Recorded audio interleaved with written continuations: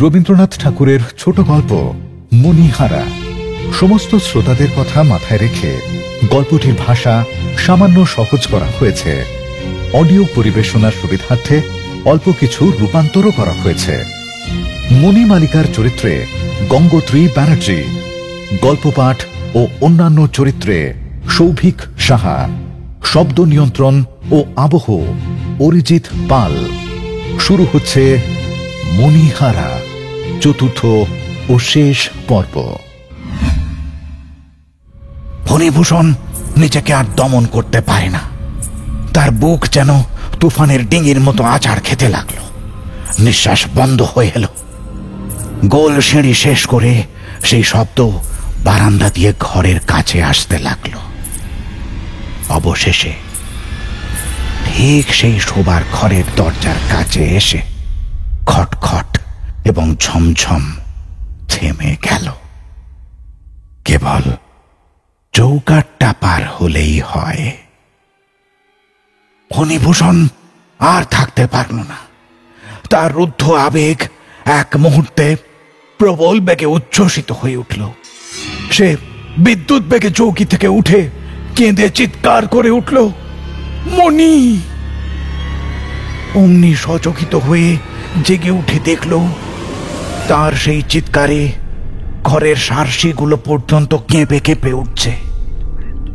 বাইরে সেই ব্যাঙের কলরব এবং যাত্রার ছেলেদের গান। ফণিভূষণ নিজের কপালে জোরে আঘাত করল। পরের দিন মেলা ভেঙে গিয়েছে। দোকানি এবং যাত্রার দল চলে গেল। ফণিভূষণ হুকুম দিল সেদিন সন্ধ্যের পর তার বাড়িতে সে নিজে ছাড়া আর কেউই থাকবে না। চাকরেরা মনে করল বাবু তান্ত্রিক মতে কোনো একটা সাধনায় নিযুক্ত আছেন। ফণিভূষণ সমস্ত দিন উপোস করে রইল। জনশূন্য বাড়িতে সন্ধেবেলা ফণিভূষণ জানলার নিচে এসে বসল। সেদিন আকাশের মেঘ ছিল না। নির্মল বাতাসের মধ্য দিয়ে আকাশের নক্ষত্রগুলিকে অতি উজ্জ্বল দেখাচ্ছিল। কৃষ্ণপক্ষ। দশমীর চাঁদ উঠতে অনেক দেরি। মেলা শেষ হয়ে যাওয়াতে নদীতে সে রাত্রে কোনো নৌকোই ছিল না। উৎসব জাগা ক্লান্ত গ্রাম 2 রাত্রি জেগে থাকার পর আজ গভীর ঘুমে ডুবে গিয়েছে। ফণিভূষণ একখানা চৌকিতে বসে চৌকির উপর মাথা রেখে তারা দেখছিল আর ভাবছিল, একদিন যখন তার বয়স ছিল 19, যখন কলকাতার কলেজে পড়ত, যখন সন্ধেবেলা কোলদিঘির ঘাসের উপরে চিত হয়ে হাতের উপরে মাথা রেখে ওই অনন্তকালের তারাগুলির দিকে চেয়ে থাকত এবং মনে পড়ত তার শ্বশুর বাড়ির একটি ঘরে 14 বছরের মুনির সেই উজ্জ্বল কাঁচা মুখখানি। তখনকার সেই বিরহ কি মধুর ছিল। তখনকার সেই তারাগুলির আলোক স্পন্দন হৃদয়ের স্পন্দনের সঙ্গে কি বিচিত্রভাবে বেজে বেজে উঠত। আজ সেই একই তারা আগুন দিয়ে আকাশে মোহমুদ্গরের শ্লোক কটা লিখে রেখেছে। দেখতে দেখতে তারাগুলি সমস্ত হারিয়ে গেল। আকাশ থেকে একখানা অন্ধকার নেমে এলো এবং পৃথিবী থেকে একখানা অন্ধকার উঠে চোখের উপর কার এবং নিচের কার পাতার মতো একসঙ্গে মিলে গেল। আজ ফণিভূষণের মন শান্ত ছিল।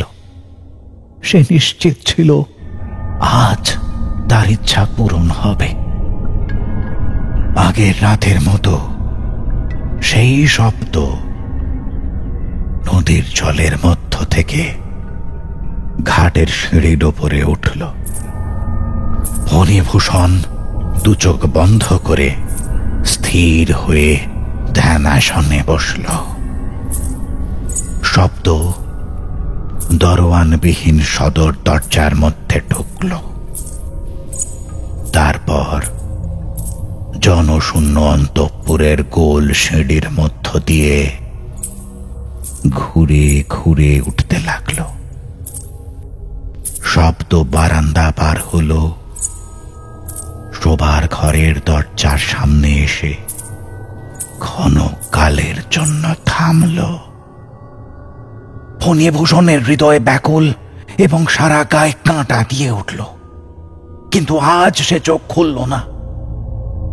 শব্দ চৌকাঠ পার হয়ে অন্ধকার ঘরের মধ্যে ঢুকে পড়ল।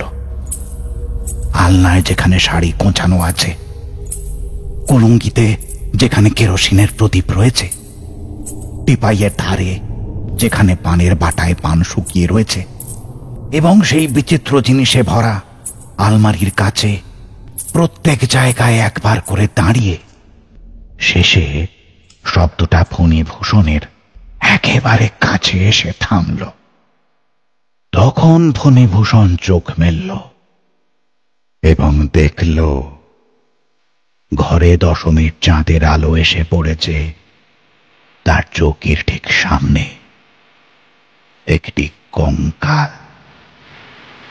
সেই কঙ্কালের 8 আঙুলে আংটি, করতলে রতন চক্র, হাতে বালা, বাজুতে বাজু বন্ধ, গলায় কণ্ঠি, মাথায় সিঁথি, তার মাথা থেকে পা পর্যন্ত অস্থিতে অস্থিতে এক একটি গয়না সোনায় হিরে ঝকঝক করছে। অলঙ্কারগুলি ঢল ঢল করছে, কিন্তু গা থেকে খসে পড়ছে না। সবচেয়ে ভয়ঙ্কর, তার অস্থিময় মুখে 2 চোখ ছিল সজীব। সেই কালো তারা, সেই ঘন লম্বা চোখের পাতা, সেই ভেজা উজ্জ্বলতা, সেই অবিচলিত দৃঢ় শান্তির দৃষ্টি। আজ থেকে 18 বছর আগে একদিন আলোকিত সভা ঘরে নহবতের সানাইয়ের আলাপের মধ্যে ফণিভূষণ যে 2টি আয়ত সুন্দর কালো কালো ঢল ঢল চোখ শুভ দৃষ্টিতে প্রথম দেখেছিল, সেই 2টি চোখই আজ শ্রাবণের অর্ধেক রাত্রে কৃষ্ণপক্ষ দশমীর চাঁদের আলোয় দেখল। দেখে তার সমস্ত শরীরের রক্ত হিম হয়ে এলো। প্রাণপণে 2 চোখ বুঝতে চেষ্টা করল, কিছুতেই পারল না। তার চোখ মৃত মানুষের চোখের মতো স্থির হয়ে রইল। তখন সেই কঙ্কাল হতভম্ব ফণিভূষণের মুখের দিকে তার দৃষ্টি স্থির রেখে ডান হাত তুলে আঙুলের ইশারায় ডাকল। তার 4 আঙুলের হীরের আংটি ছকমক করে উঠল। ফণিভূষণ হতভম্বের মতো উঠে দাঁড়াল। কঙ্কাল দরজার দিকে চলল। হাড়ে হাড়ে, গয়নায় গয়নায় কঠিন শব্দ হতে লাগল। ফণিভূষণ পুতুলের মতো তার পেছনে পেছনে চলল। বারান্দা পার হল, ঘন অন্ধকার গোল সিঁড়ি ঘুরে ঘুরে খটখট ঠক ঠক ঝমঝম করতে করতে নিচে নামল। নিচের বারান্দা পার হয়ে জনশূন্য অন্ধকার সদর দরজা পার হল। ইটের খোয়া দেওয়া বাগানের রাস্তায় বের হয়ে পড়ল। খোয়াগুলি হাড়ের আঘাতে কড়কড় শব্দ করতে লাগল। ঘাটের যে ধাপ বেয়ে শব্দ উপরে উঠেছিল, সেই ধাপ দিয়ে অলঙ্কৃত কঙ্কাল সোজা কঠিন শব্দ করে এক পা করে নামতে লাগল। বর্ষায় ভরা নদীর প্রবল স্রোত জলের উপরে জ্যোৎস্নার একটি দীর্ঘ রেখা ঝিকঝিক করছে। কঙ্কাল নদীতে নামল। পেছন পেছন ফণিভূষণও জলে পা দিল। জল স্পর্শ করা মাত্র ফণিভূষণের তন্দ্রা ছুটে গেল। সামনে আর তার পথ প্রদর্শক নেই। কেবল নদীর ওপারের গাছগুলো চুপ করে দাঁড়িয়ে এবং তাদের মাথার উপরে আধখানা চাঁদ অবাকভাবে চেয়ে রয়েছে। মাথা থেকে পা পর্যন্ত বারবার শিউরে শিউরে উঠে ফণিভূষণ স্রোতের মধ্যে পড়ে গেল। যদিও সাঁতার জানত, কিন্তু স্নায়ু তার বশ মানল না।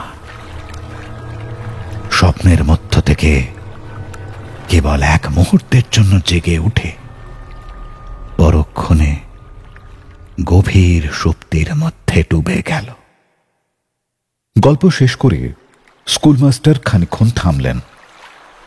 হঠাৎ থামার সঙ্গে সঙ্গে বোঝা গেল তিনি ছাড়া ইতিমধ্যে জগতের আর সবই নীরব, নিস্তব্ধ হয়ে গেছে। অনেকক্ষণ আমি একটা কথাও বললাম না, এবং অন্ধকারে তিনি আমার মুখের ভাব দেখতে পেলেন না। আমাকে জিজ্ঞাসা করলেন, আপনি কি এ গল্প বিশ্বাস করলেন না?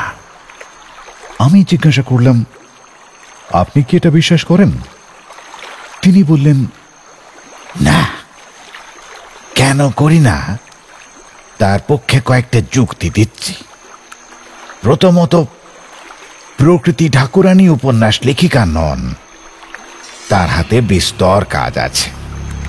আমি বললাম, দ্বিতীয়ত, আমারই নাম শ্রীযুক্ত ফণিভূষণ সাহা।